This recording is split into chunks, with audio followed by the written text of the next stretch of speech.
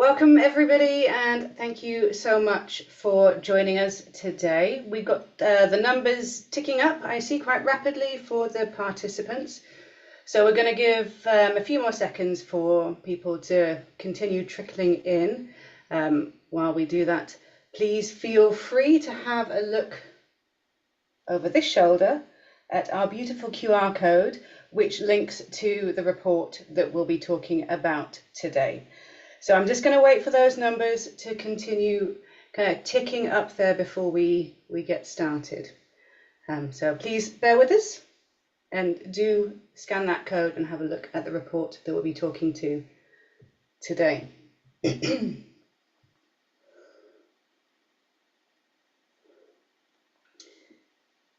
I think we're also going live on LinkedIn very soon, very shortly. I'm going to get the heads up from our comms team that we'll be live on LinkedIn any minute, hopefully. So, while we still get those numbers ticking up, we're now live. Wonderful. Welcome everybody to our Lunch and Learn today, our Transition Finance Lunch and Learn. This is a series that we started at Climate Bonds a year or so ago, and we kind of launched it to the public about 6 months ago. And we use it as a really interactive, very friendly learning platform to share knowledge and to highlight some interesting work that's been going on in the transition finance space with because there's so much happening. And we all find it quite difficult to stay on top of everything. So this is the Transition Finance Lunch and Learn. My name is Rachel Hemingway. I'm the head of Transition Finance here at the Climate Bonds Initiative. We're an NGO focused on bringing definitions and some credibility into the green finance space. We've been working on this as an institution now for coming up to 15 years, I think. I've been with Climate Bonds for nearly 4 years working on transition finance. I am joined today by Alex Lombos of ClientEarth. So Alex is a lawyer and he's part of the Purposeful Markets group. And he's here today to talk about a report that he authored recently, co-authored, and I think was the lead author of, which is all about greenwashing or transition washing, particularly in the labelled debt space. So, Alex, do you want to say hi before we kind of jump into the work that you're doing? Yeah, thanks very much, Rachel. Thanks for having me on. It's great to be here. Just a little bit of background about me. So I was formerly a disputes lawyer at an international commercial law firm before I joined ClientEarth in January of 2022. For anyone that's not familiar with ClientEarth, we are an international environmental law organization that seeks to use the law to advance environmental objectives, including in relation to climate change, where this report on climate transition finance came up. And indeed, I sit within the Purposeful Markets group with one foot in our accountable finance team and the other in our energy systems Asia team. And this work kind of spans both those teams. So great to be here, Rachel. Fantastic, and thanks for the bringing out those other teams at ClientEarth that you're in. You did mention them before, but I forgot the names of them, so apologies for that.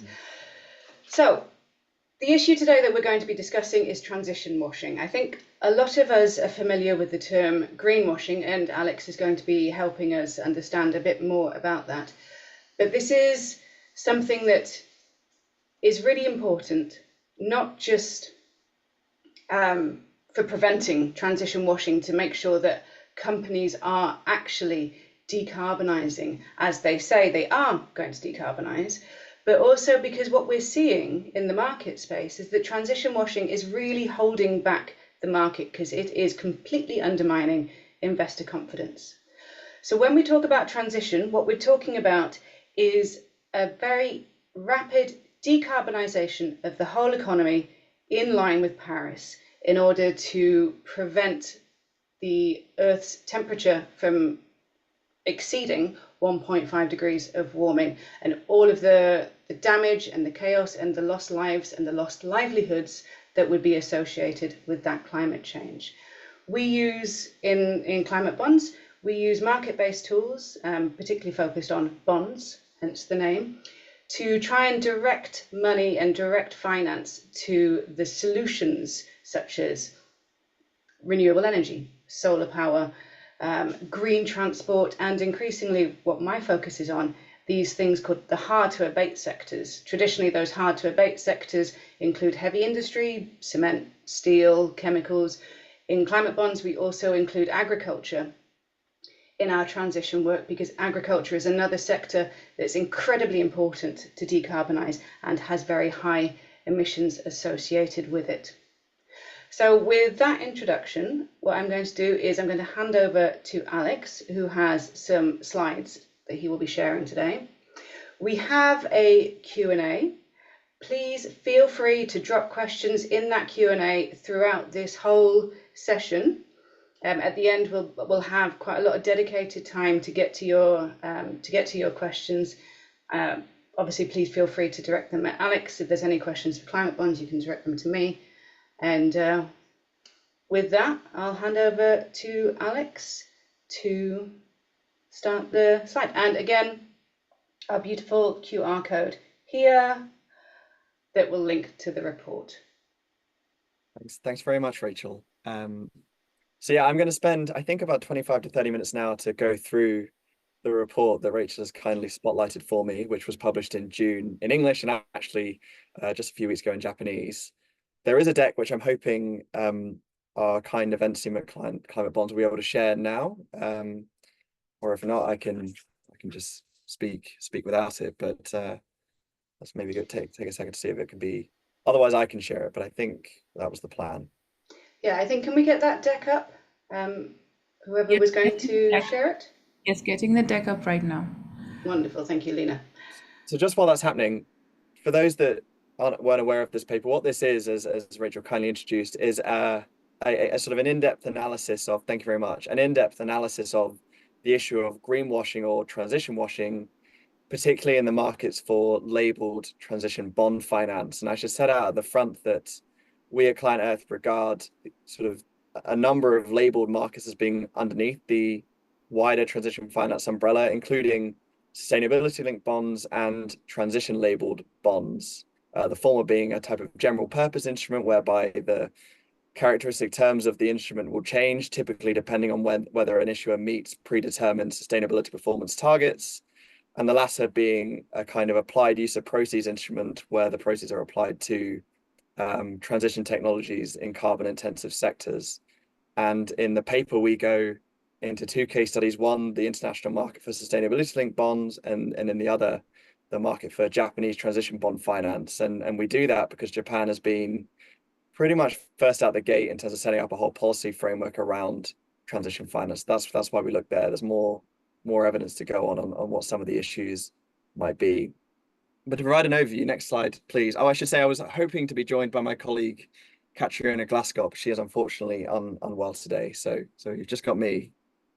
So yeah, in the paper, essentially, as I say, it's an analysis of the issue of greenwashing and labeled transition finance, which we do think could be a very important cog in the wheel of transition to Paris alignment. We think that where you can connect terms and condition of financing in such a way that you incentivize carbon-intensive companies to decarbonize at a faster rate because they receive a cheaper cost of capital, that, just as an idea, could be a very impactful thing. So we do think that labeled transition finance could play a critical role.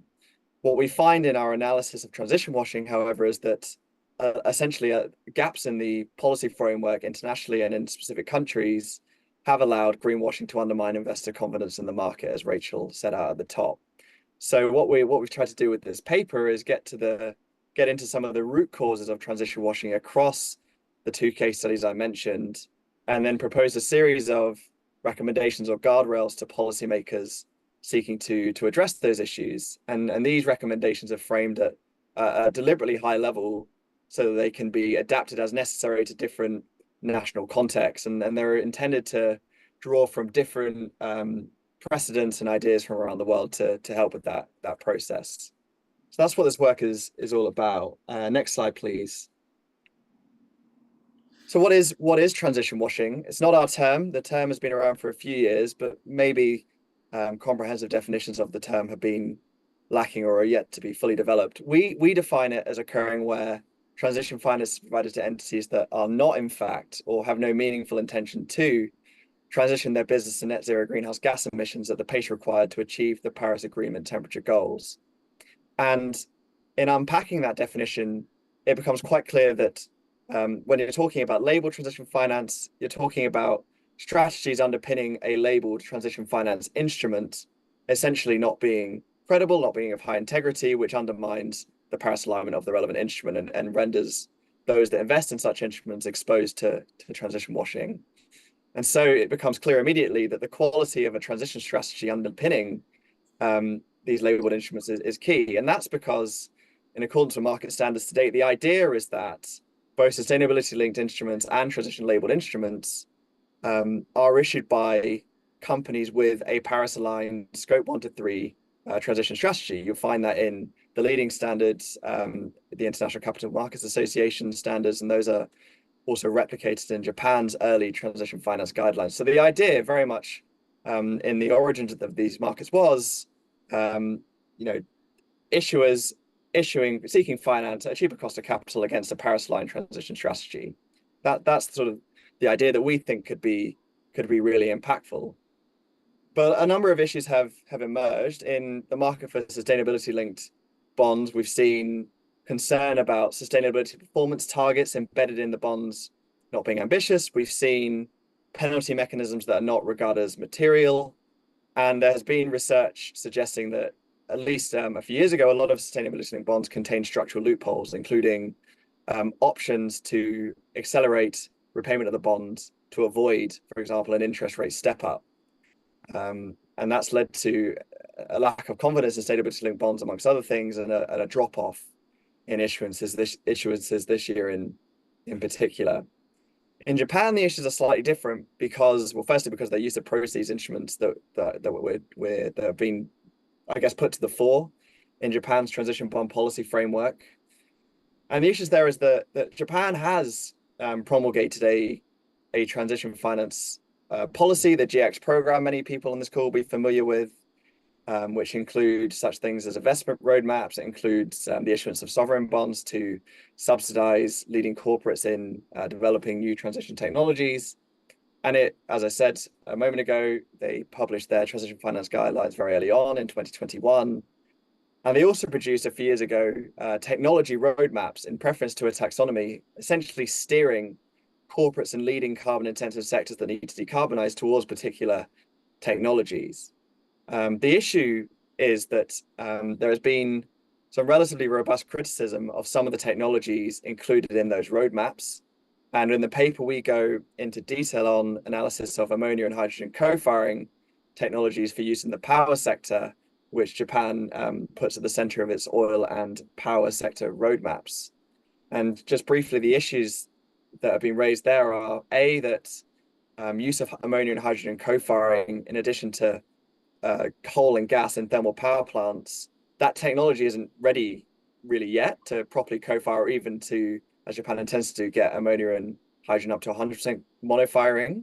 So this policy essentially implies continued use of coal and gas well into the 2030s and 2040s, which comes with obviously a massive emissions footprint in the setup of the policy. That's one issue. The second major issue we highlight is essentially that Japan, in its policy framework, hasn't appeared to consider the emissions intensity of the upstream of ammonia and hydrogen as things stand. It's classified them as zero carbon technologies, at least as far as the power sector is concerned in legislation. But that ignores the fact that hydrogen, I think over 80% of hydrogen is produced from fossil fuels as things stand, and the equivalent stat for ammonia is 90%. And what's happened is that you have leading Japanese corporates whose emissions reduction targets and their transition strategies don't appear to benchmark themselves against Scope 3 upstream emissions in particular. And that feeds through into transition bond frameworks where a lot of money is being put towards the development of these ammonia and hydrogen co-firing technologies for use in the power sector. And the issue is that if you're an investor in those bonds, you could essentially be financing maybe a reduction in Japan's carbon emissions, but those emissions, not a reduction in real world carbon emissions, because the emissions have just been outsourced upwards in the value chain. So that's kind of the issue that we've been looking at in Japan. And across these two case studies, I guess we've identified a number of what we call root causes of transition washing. And the first is that, although I haven't spoken about this much today, there is a lack of scientific consensus regarding credible transition technologies in a lot of sectors. That's certainly, I think, true in the marine or the aviation sectors. And that inherently makes this whole area really challenging. It makes it really challenging for investors to assess, which companies in these sectors to have credible and non-credible strategies. So that's the first issue. The second issue is that there is a lack of Paris-aligned national transition pathways. And I've raised some issues with regards to what Japan has set out in terms of its transition pathway. And there is good analysis by, amongst others, Influence Map about how the ways in which Japan's plan is not necessarily Paris-aligned in a number of sectors. But there's a wider issue whereby a lot of countries don't have decarbonization pathways at all. And that raises the issue that companies essentially look to, they might be aware of global emissions reduction pathways, but they're always going to pay attention to their national circumstances when deciding the pace at which they decarbonize. And obviously that has relevance to the debate about the pace of transition in developed versus emerging economies. But to give a developed economy example, it's clear that the anti-ESG backlash in the US has sidelined progress on transition strategies, for example, amongst financial institutions, which I look at most closely. So that's the second root cause issue. The third one we identify is that there's nothing binding in the market, largely because the area is quite new. There's nothing binding on raising transition plan standards up to a certain level, up to a certain level in terms of credibility. There are a lot of guidelines setting out what the bare bones of a credible transition strategy look like, but they are generally speaking voluntary use. And also many of them, including the Transition Plan Task Force's guidance, they don't require a particular level of ambition. They don't prescribe what a Paris-aligned transition strategy looks like from sector to sector, which leaves a lot of work to be done to the markets. And not surprisingly, the market is struggling with that because it's an inherently really difficult issue. And the fourth and perhaps most important factor we identify as being a root cause of transition washing is the issue of voluntarism. And we spotlight some really interesting Oxford University research from 2022 that highlights a split in investor preferences at the moment between those investors that do value climate leadership at a premium and those investors that don't and value short-term financial returns above all else. And what we suggest is that creates, if you're an issuer, if you're a company, that creates an incentive to make pledges or to make use of or to issue transition labeled or sustainability linked instruments that make you sound impressive, make you sound like you're transitioning, but not necessarily to incur the costs and take the risks involved in fundamentally changing the nature of your business. And we suggest that is inherently likely as hardwired into the market as long as this split in investor preferences persists. So those are kind of the root cause issues we identify. We also identify some of the risks this presents for the market and for the world. Rachel has already set out that investor concerns about being exposed to transition washing are really undermining the growth of these markets. And obviously that's a real problem given their potential. Alex, yes. We're still on the slide, which is what is transition washing. And I was wondering if we're meant to be moving forward in the slides because so this is the root causes. Fantastic. Yes. No, but thank you. This is a kind of a recap of what I was saying, but okay, fantastic. Because I did want to come back to some of these root causes and dig into them a little bit deeper, but you carry on and we'll come back into it no problem. a bit later. No problem. Well, yeah, just to finish the point, we suggest that transition washing is hardwired into the markets by that split in investor preferences. And coming down to D there, we also suggest that there is at present a lack of robust external verification options available for these instruments. And again, that is based in part upon our analysis of Japan, where second party opinion providers have essentially taken alignment with the government's technology roadmaps to mean Paris alignment, even though there is a serious question mark about whether those roadmaps are Paris aligned. And in Europe, I've seen various commentaries suggesting that investors are concerned about the quality of external verification, and so they need to do the analysis themselves. So So I was talking about the risks. One risk, the markets won't scale up. Second risk, obviously, is that capital is misaligned. Carbon lock-in is a result, and essentially achievement of the Paris objectives is obstructed or delayed. So that's what I wanted to say there before moving on to the next slide on our guardrails, please. Great. So coming to the recommendations, these are essentially, I guess, split into three themes, if you like. And the first theme is that there is a need for investors to have greater help in assessing and greater help needed for issuers in preparing Paris-aligned, science-based, high-integrity transition strategies because of how difficult this is and because of some of the issues I've referenced. And we do think that it would be helpful for a number of reasons for policymakers to prepare national or regional emissions reduction pathways.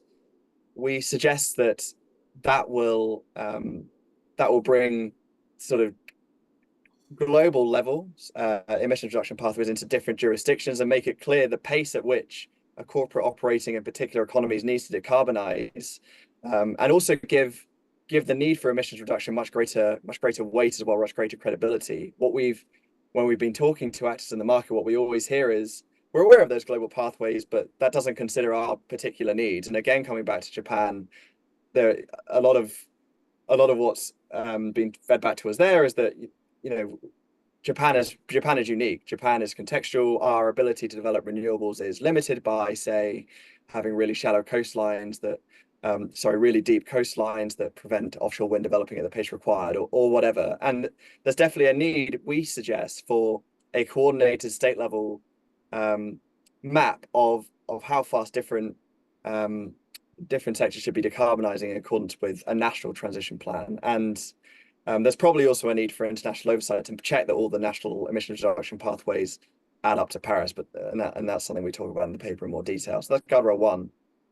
Guardrail 2, which is, sorry, on the previous slide still, I appreciate I've labeled the headings for the slides 1 and 2, which is unhelpful, but the guardrails correspond with the 1, 2, and 3, 4, 5, 6. Guardrail 2 talks about the need for scientifically robust classification standards, and we've deliberately not used the word taxonomy here because Japan has used a principles-based approach, because the G20 talk about there being various ways that you can set up these classification standards, and because there have been difficulties we appreciate in the market in using, for example, the EU taxonomy. So we don't take a view of what the right approach is. We just make the point that there is, just as there is a need for someone, probably the state, to set out the pace of decarbonization required, a la Guardrail 1, that it would also be helpful if the market could be helped out with a list or a robust science-based list of which activities and technologies can be relied upon that are aligned with the pace of decarbonization required, and also the criteria we're setting out at what pace or in what way those activities in transition finance, these activities need to decarbonize over time. We think that is really important to mitigate carbon lock-in risk, and the OECD has done a really thorough analysis on that point. And this also presents, we suggest, a really good way for countries, regions to kick out technologies that are obviously now not Paris-aligned, and those include obviously exploration of new gas fields. We would suggest hydrogen, ammonia, co-firing, and so forth. So that's our second guardrail. Our third guardrail talks about external verification and acknowledges that given that it's so difficult to fill the policy gap in this area, there could be incredible value in having a really built up market for second party opinions that has sort of the right competence to be able to say on an instrument to instrument basis, this instrument, this transition strategy underlying the instrument is Paris aligned or not. And that would take a lot of the burden, we suggest, out from needing to be done by investors. So we don't go into detail on what those policy mechanisms to build up that market are. We talk about regulation, and I'll come on to that in a minute. We do reference in Asia and Southeast Asia various policy incentives governments have set up for players to enter into the external verification space and for issuers to obtain these opinions, which might boost business. But I think the key point we're making is that second party opinion piece is a critical cog in the wheel. Next slide, please. Just before we move on, I'd like to dig into a little bit before we kind of move on and forget about this one, because the national and regional Paris-aligned emissions reductions pathways are really important. Now, some people would argue that that's what the nationally determined contributions would be. Yep. Yep. And now in 2025, obviously, we've got the ratcheted up in ambition level of those NDCs. So we're expecting to see in 2025, hoping maybe is a better word than expecting, to see in 2025 some really ambitious NDCs. And we at Climate Bonds are starting to look at those as what they should be is a national transition plan. Yeah. That is aligned with Paris, because at the moment, most NDCs, so the NDCs, for anyone who's not aware of the term, these nationally determined contributions, these are the national commitments of a government to cut their emissions in line with what they agreed to at the Paris COP in 2015. At the moment, most NDCs could be more ambitious, to put it quite gently. Yeah. And there is a lot of space in there for them to really front load the cuts that we need. At the moment, quite often what we're seeing is, again, kind of backloading these emissions cuts. So it's kind of business as usual continuing on. And then magically, in 2040, all the emissions just vanish. What I would like to understand is what you are talking about that would be different from an NDC, and how developing a national emission reduction pathway would be more achievable than having an ambitious NDC. Because this is a really challenging thing, because we work with global pathways at Climate Bonds primarily because we work with a global carbon budget, and to separate that carbon budget out by country is Really hard. Becomes really political, and it also becomes like, who are you to tell us how much we have in the carbon budget? So we work with the global carbon budget and separate it out by sector. So I am curious a little bit about that question. Yeah, no problem. So I think the answer in a nutshell is that we would suggest that both are needed. We're not saying emissions reduction pathways to the exclusion of ramped up NDCs. I think both are absolutely needed, and we would suggest, I think, that part of having a national transition plan to reach an NDC should include, amongst other things, a national emissions reduction pathway set out by different sectors. And I know that there's quite a lot of work going on in and around the G20, which Brazil is presently chairing, around national transition plans and what they should contain. And I know that the UK's Transition Finance Market Review is thinking about, as part of developing the ecosystem for transition finance, they're essentially suggesting, right, well, we need the market for the ecosystem, for transition finance, and the policy framework around that ecosystem to be embedded into a national transition plan. And the national transition plan will obviously be pointed towards the improved NDCs. What NDCs don't do at the moment is set out on a sector by sector basis the targets which players in the sector should be trying to meet in terms of their decarbonisation.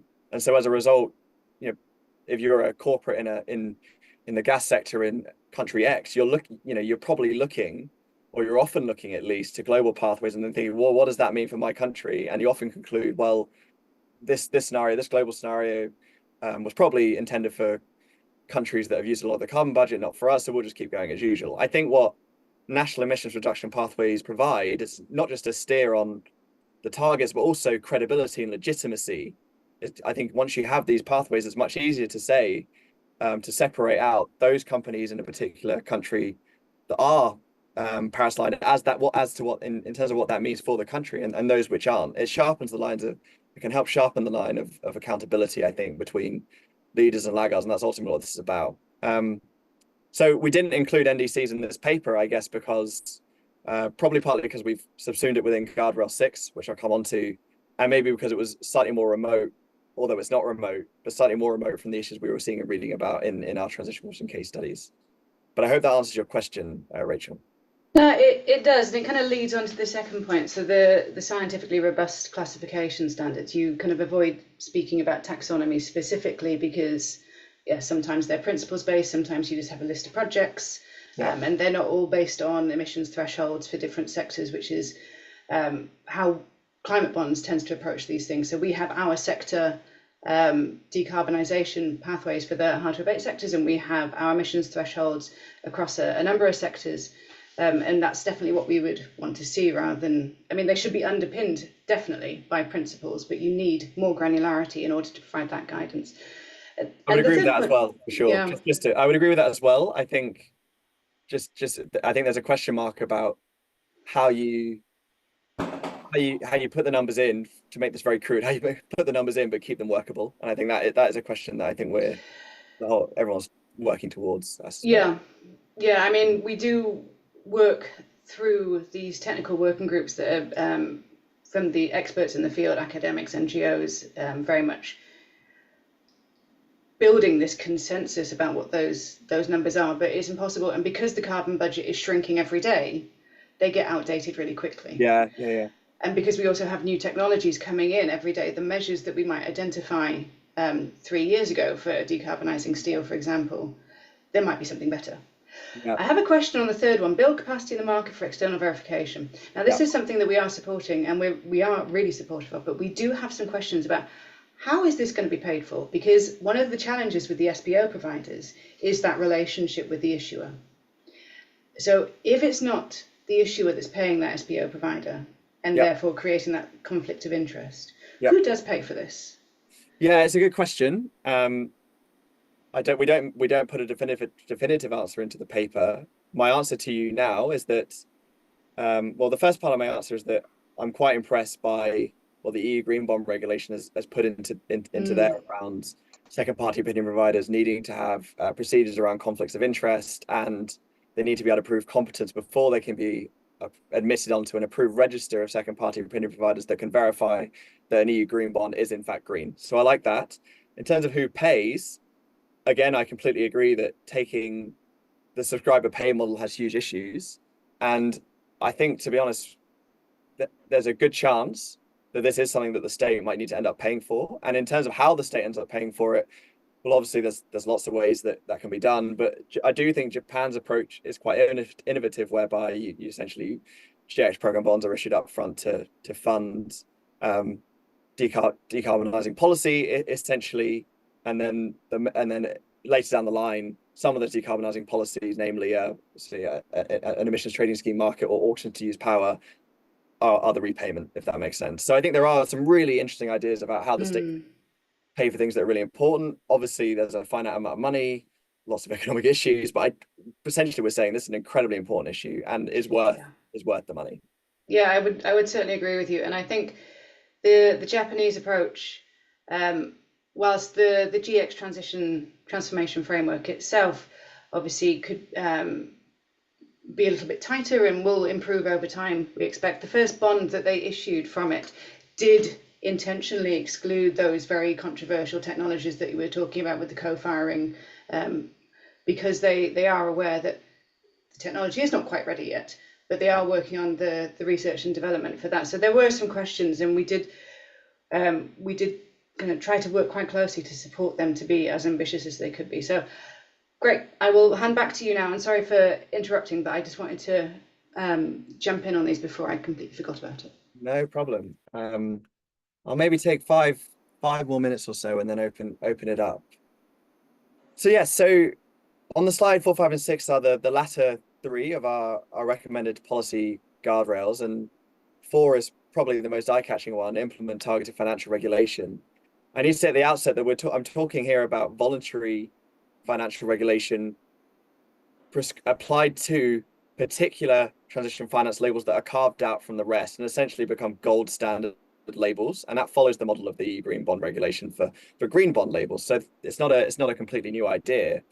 So what we're suggesting, though, is that the lack of confidence in the market does necessitate an external intervention that can re-inject confidence, and we think the regulation is a tool that should be considered in that context. And what this regulation would do essentially is put in threshold requirements that an issuer needs to meet before it can use, say, a UK sustainability linked bond label or a Japanese transition bond label. And we go into depth in the paper about what those threshold conditions are, but in summary, they are that the relevant issuer has a Paris-aligned transition strategy, that the same has been assessed by a second-party opinion provider, and that the instruments themselves line up with that strategy. So in the case of a general purpose instrument, the sustainability performance targets are linked to strategic decarbonization milestones in the strategy. In the case of a use of proceeds instrument, those uses of proceeds align with the plan internally, but also align externally with whatever classification standard the regulation picks up.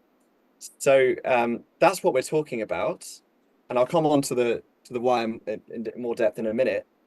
I think we appreciate that given the dearth of Paris-aligned transition strategies in the market at the moment, very few would qualify to use this regulation. So what we suggest is that in addition to the stick, if you like, in relation to these labels, that you accompany that with carrots. So you essentially find a way to incentivize the use of these protected regulated labels. And again, there are lots of ways you can do it. So you could say that a firm that's issued a regulatory label benefits from, say, that the SPO provision is the SPO opinion is paid for them, or you could say that banks that invest in or investors that invest in those products in the secondary market, if those are banks, they can pledge them as collateral at a haircut to the central bank, or maybe there could be a 0% targeted refinancing scheme, again at the level of the central bank, like Japan has done. There are lots of ways, once one starts thinking about it, that you could incentivize use of these labels, but we think there is a need at the same time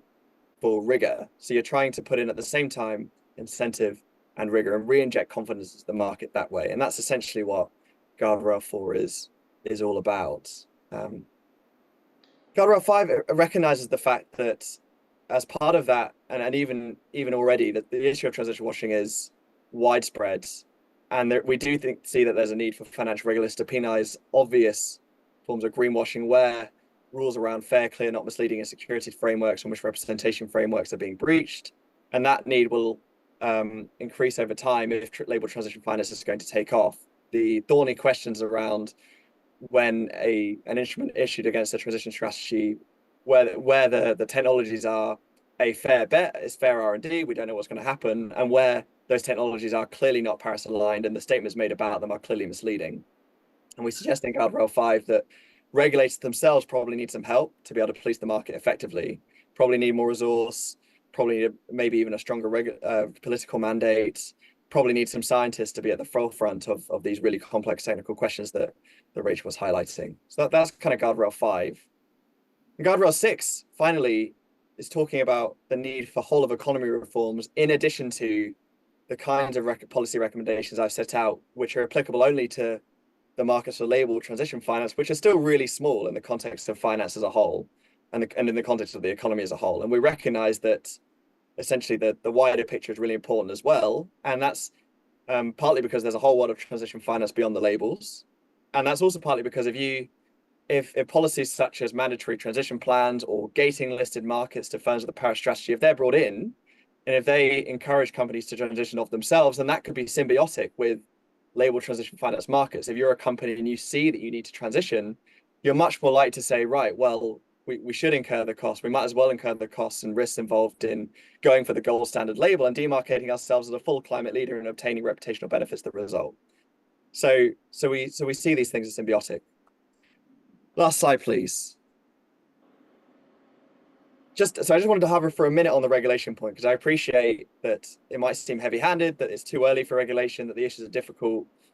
And I would just re-emphasize that firstly, we're talking about voluntary use label regulations. So the regulation would only apply where particular companies want to use particular transition finance labels.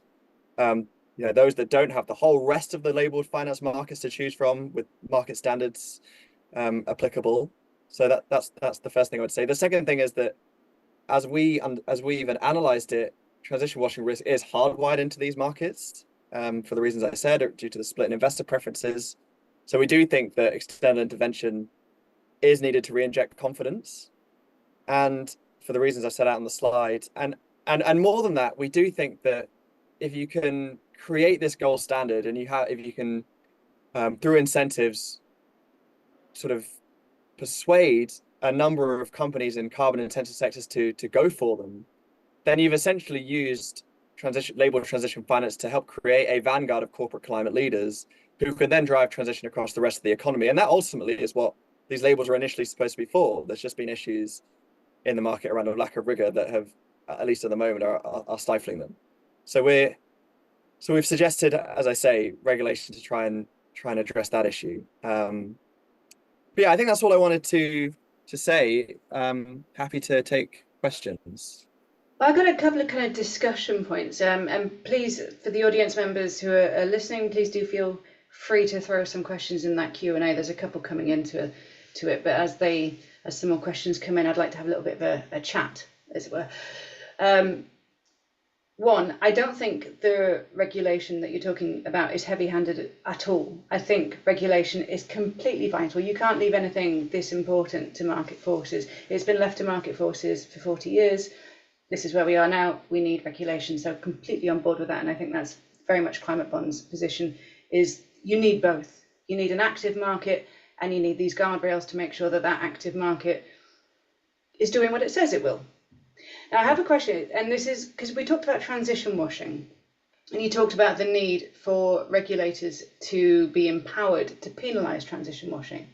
Yeah. They're already able to penalise greenwashing. So what would be the difference, particularly, and what additionality would be needed? I'm talking in the EU. You see, I'm not going to name any names, but X company, X bank was fined because they claimed something that was not underpinned by evidence and not shown to be what they were doing. So what extra would be needed for transition? Yeah, good question. I think I have two thoughts. I think the first one, directly answering your question, is that I think it's certainly often the case that the relevant technologies and activities involved in decarbonising carbon-intensive sectors, the issues are often more complex. It might be more difficult for a regulator to pick out as obviously misleading statements around a technology or activity, because it's much easier for issuers to say, well, no one knows. And there is a bit of that.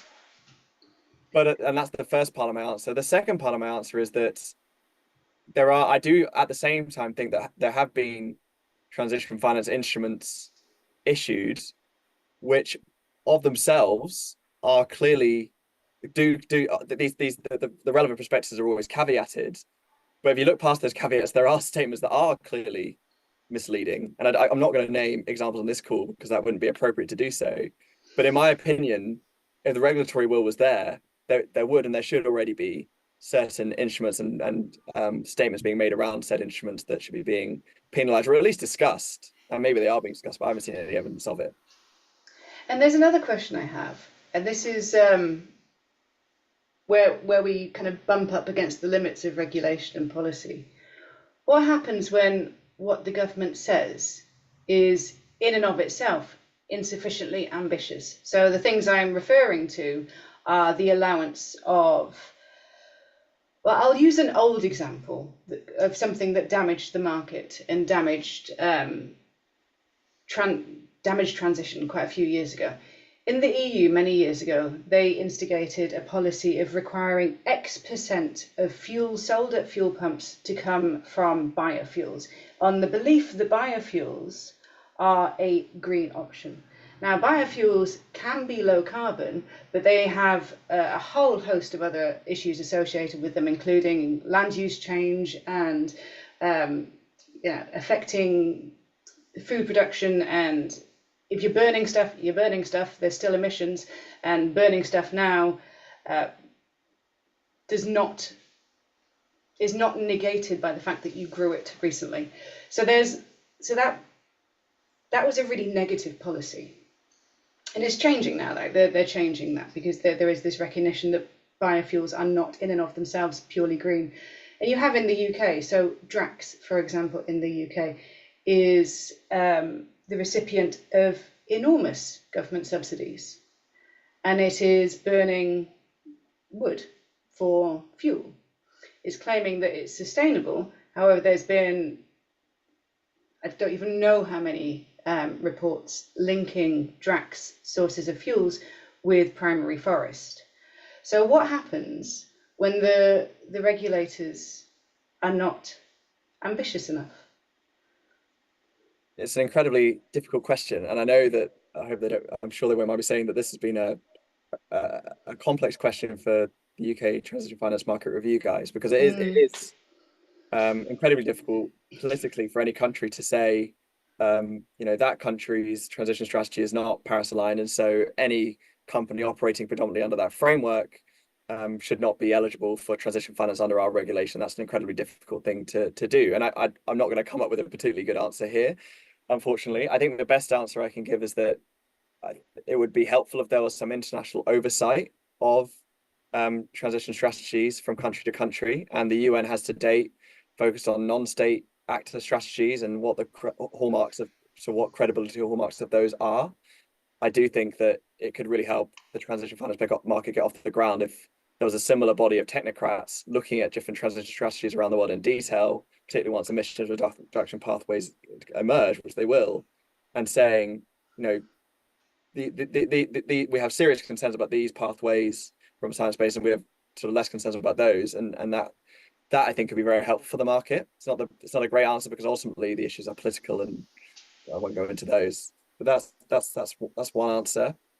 The second answer is, again, I think second-party opinion providers could play a critical role here, because what second-party opinion providers can do is bring all of that into an assessment of an instrument on a case-by-case basis. So they can say, okay, we're not sure about the UK subsidies for DRACs, and we're not sure about the UK transition strategy overall, but we agree that this particular UK emissions reduction pathway is Paris and scientifically aligned, and we agree that this instrument for this company that's in that sector with that relevant pathway has also been issued against a Paris aligned transition strategy. And I think there are always going to be issues at the high level, given the fraught nature of climate change. But I think that those issues also make it all the more important that you have a really high quality bench of second party opinion providers that can sort through the issues at the instrument level. And that's precisely what, as I say, we've not seen in Japan. We're seeing exactly that, questionable policy being rubber stamped in corporate transition bond, or being followed in corporate transition bond frameworks, and then the alignment of those two being rubber stamped as Paris aligned by external verification. So not a perfect answer by any means, but an answer nonetheless. Because not to blow our own trumpet particularly here, but at Climate Bonds, we have this bond certification service. Yeah. And as part of that, we have, from us, arm's length independent verifiers that are trained on our sector criteria and our bond standard, that are then hired by the company that's issuing to provide the second party opinion, and then we say whether or not that is good enough, and that provides this level of rigor. But it is it does add that extra level, and there's not, as you said, I mean, it's, if someone is simply aiming to get something rubber stamped, then they won't necessarily go through that extra level. But there is a way to achieve it through an independent certification body. So the SPO providers are not independent, obviously, they're a service provider. Yeah. But there is a way to make it more rigorous and more robust, but it is quite challenging. Agreed. There are a few questions in the chat. We've got about 10 minutes. I don't know who these questions are targeting, so I might just kind of throw them at you and ask you if you want to answer them. Sure, yeah, sounds good. So number one, anonymous attendee, sorry, you haven't put your name. What do we think about the transition loan principles by the Loan Market Association? I'm assuming it's this question, because they said, what is the presenter's thought of the proposed transition framework released in 2024-2025? And I asked which one, and they said the transition loan principles by the LMA. Are you aware of them? I'm aware of them. I haven't gone into the depth required for me to want to answer the question on this call, because this work is predominantly focused on bonds. So I'm gonna shamelessly sidestep that one, if I may. No, absolutely fine. If the LMA principles are similar to the ICMA principles, the International Capital Market Association principles, then we would, and I haven't read the transition loan principles, because like you, we're predominantly focused on bonds, mainly because loans don't publish any details, so they can't be, we can't check what is contained in the loans. But the ICMA principles provide a very good foundation. They generally are not granular enough to give detailed guidance. They're a very good principled framework, and then you would want to look at something more detailed on top of that. For example, again, shameless plug for ourselves, our criteria, or if it's a sector that we don't necessarily have guidance in yet, then another guidance provider like Transition Pathway Initiative or SBTI or another one. But generally the loan markets and the capital markets are providing a broad framework, and then you would need to add some more detail on top of that. That's what my response to that would be. And I might just jump in to talk a little bit about the sustainability linked loan principles that have been around for a few years, and which I have gone into in more depth. And I would say I would echo, I think, Rachel's comment that the guidelines in terms of what they say, they're high level, and they're not, that they need to be, there needs to be an overlay with the kind of work that the CBI does, which is very helpful. So I think that the market standards are fine. It's the way they're being applied that's the issue, or not being applied. And there are, without wanting to say too much, there have been occasions where I've been trying to present specifically why certain sustainability linked loans that have been highlighted in the press as not Paris-aligned and potential examples of greenwash. And in making that case, I've gone into the fine print around the sustainability linked loan principles, which talks specifically about the need, for example, for targets for carbon intensive companies to be scope 1 to 3, and there's some really helpful detail in there. So, and the same is true in Japan. The guidelines follow it. Essentially, they replicate what ICMA has said. They talk about science-based strategies across scopes 1 to 3. They're at a high level, but they say what you would want them to say. The issue is how they're being applied. So you have a weird scenario in Japan where there have been transition bond issuances that have been certified as being complied with the principles, but clearly aren't, because they're not science-based. So, and I'd add to that, because this is one of the issues, right? And it comes back to what you've talked about this whole time, is there's no teeth associated with these. I've seen bonds and I've seen SPOs, I've seen bond frameworks saying ICMA aligned, when they're clearly not. But ICMA can't do anything about it, because it's a very small organisation. They simply don't have the capacity to go off and police. And because there's no legal framework around it, they couldn't say, well, you can't say that, because the company would say, stop us, or you can't. So so there's definitely a need for teeth for this, and for And it's a massive issue. It's a massive issue that hits the market in the banking sector, because a lot of banks put at the center of their transition plans, we have a 1 trillion or 1 billion or a sustainable finance target, and then what's been happening is that they've been stuffing them with questionable quality sustainability linked loans or transition loans, and that's obviously a massive example of greenwash. And the FCA wrote to the market about that last year. I don't know what the response was to that open letter, well, closed letter in terms of who it was sent to, but open letter in terms of what it said.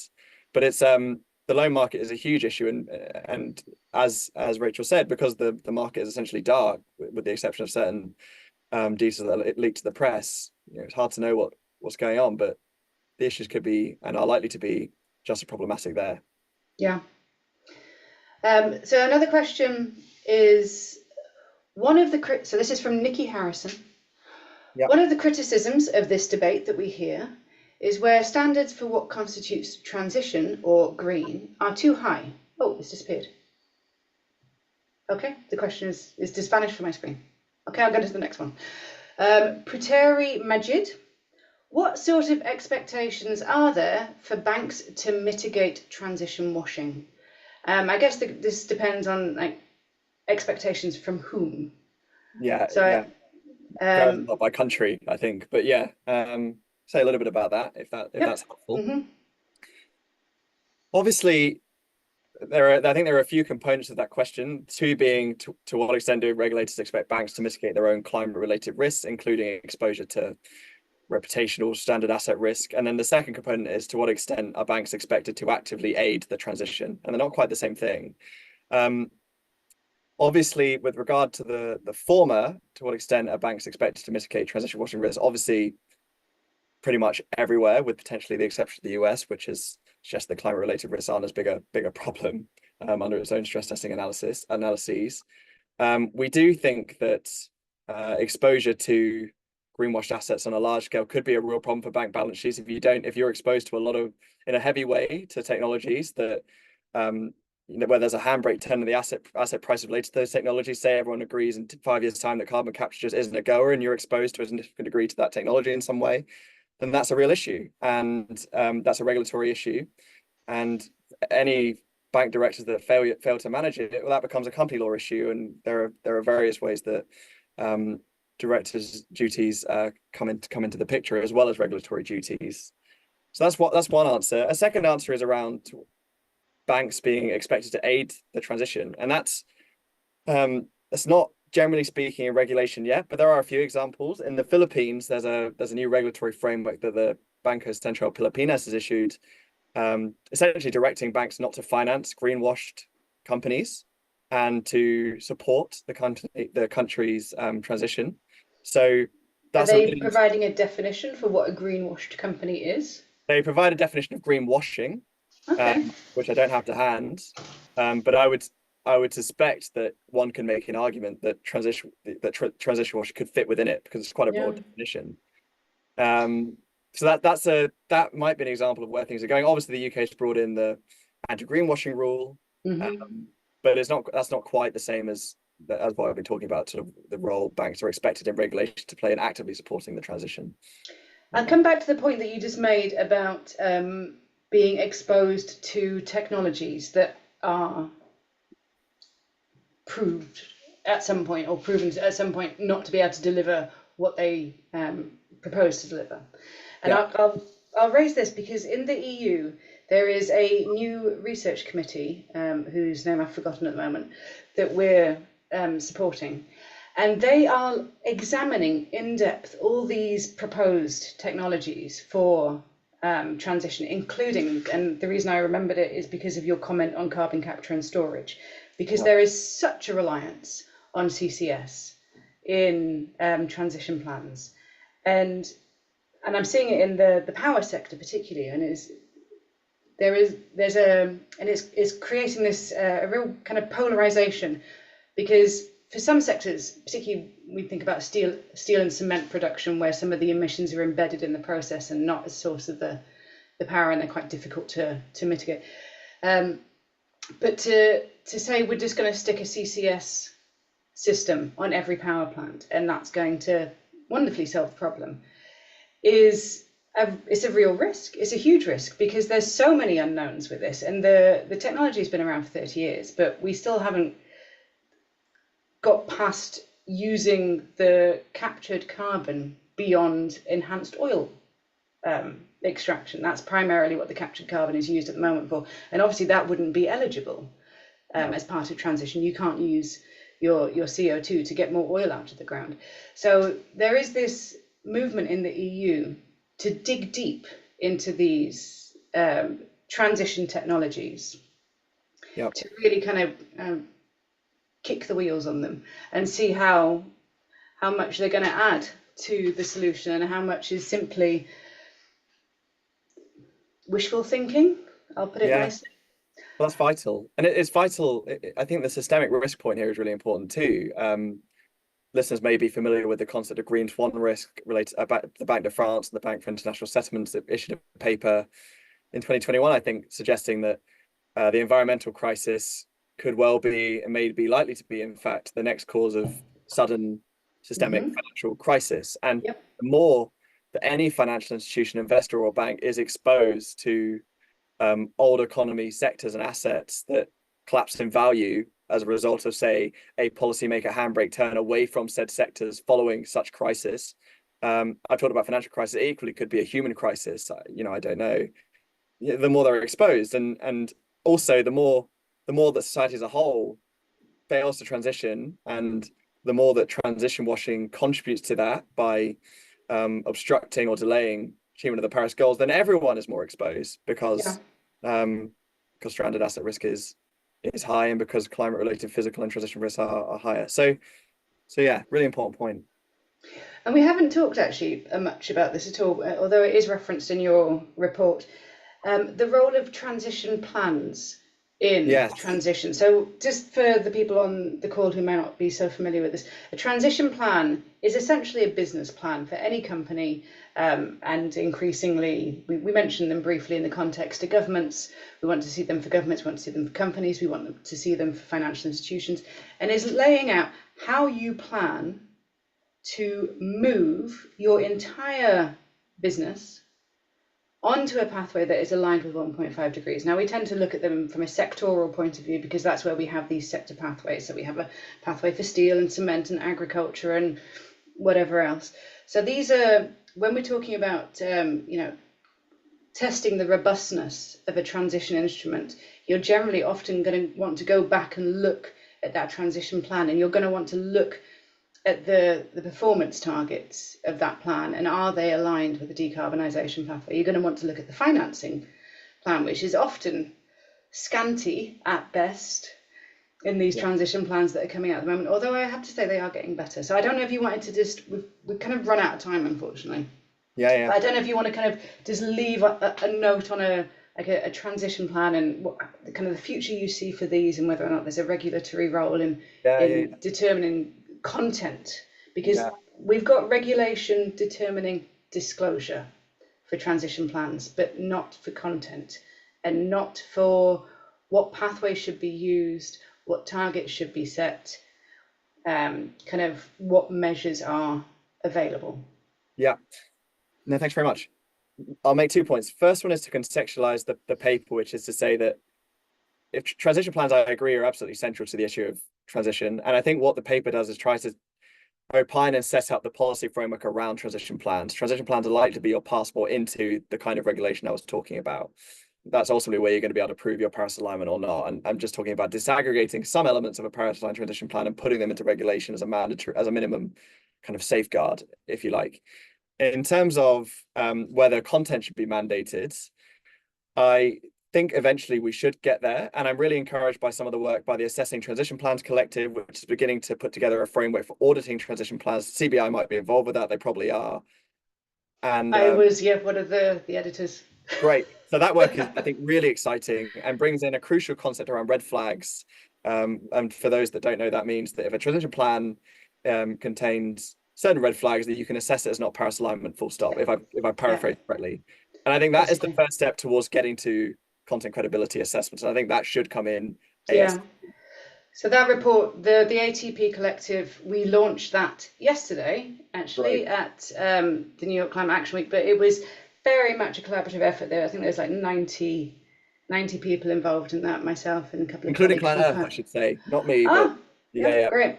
Jonathan. And the red flags, green flags. So I wrote a little briefing, like an 8-page briefing a couple of years ago with a colleague that was all about red flags, green flags for transition finance, which is a super condensed version of that. So yes, I think that's the way, because financial institutions, they need checklists. They need it to be easy. They can't go into in depth in every transition plan. So we are trying to make it as easy as possible for them. But we are so much over time, and I'm very sorry about that, to eat in people's days.